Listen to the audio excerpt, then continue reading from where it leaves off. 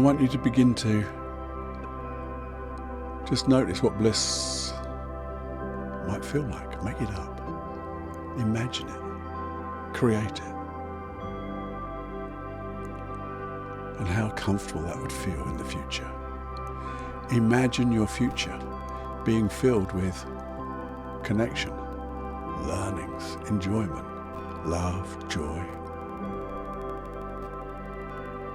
fulfillment. Just remember, I'm never alone. I'm never by myself. I'm always with myself, with you, my unconscious mind, striving to keep me safe.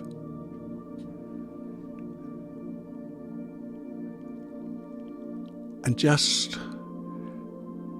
begin to imagine if the isolation, the loneliness, the despair, and all those things were to disappear right now. And you could just feel comfortable in yourself, comfortable in the world, maybe a little content, maybe a little at peace.